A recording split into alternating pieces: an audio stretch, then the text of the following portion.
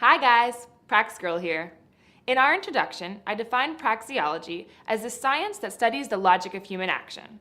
In this lesson, I'd like to define the approach praxeology takes in studying human action and deriving universal laws.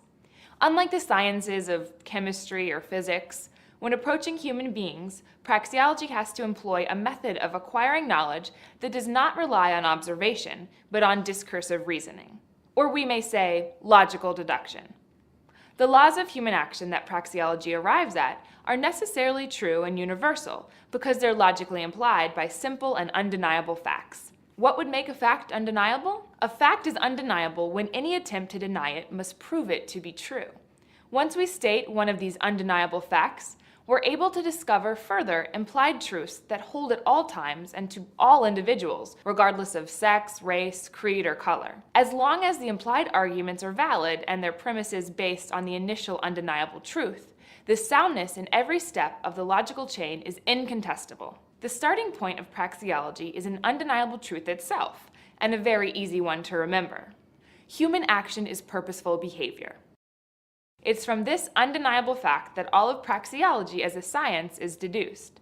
This fact or axiom is undeniable because, as we stated before, if you try to deny that human action is purposeful, you would be acting purposefully yourself. It should be easy to see why logical deduction is the only necessary and fitting method to come to this conclusion.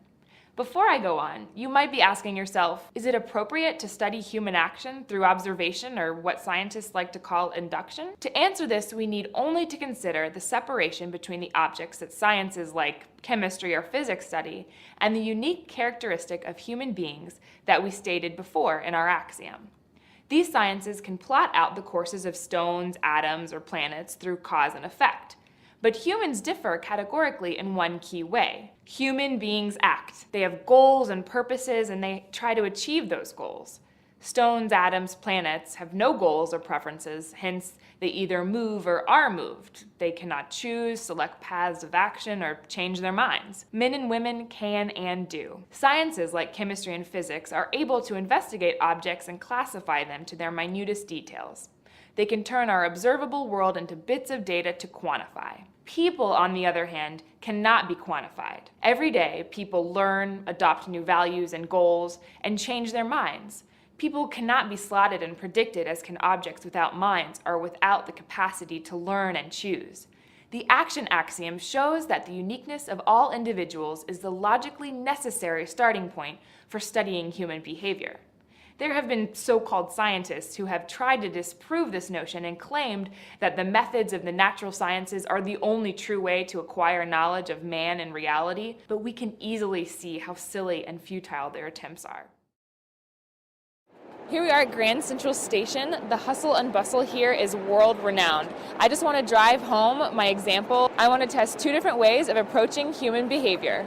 A truly scientific behaviorist would stand here and observe the facts. People walking back and forth aimlessly.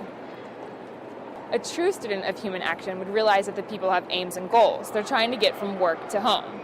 It's obvious which one would be the genuine scientist. To try and box humans into the type of predictable data and statistics that work in sciences like biology, astronomy, or geology is not only completely inappropriate, but is essentially a denial of the action axiom, a contradiction. Praxeology's method is one kept in the realm of thinking, precisely because as human beings we already contain the tools necessary to understand the purposefulness of action. What should also become apparent is that as certain as praxeology is of the uniqueness of all people, its explanations are also limited in scope by this fact. Logically, the search for complete predictability in the realm of human action is the search for the impossible, and is therefore profoundly unscientific. I'll see you in the next lesson.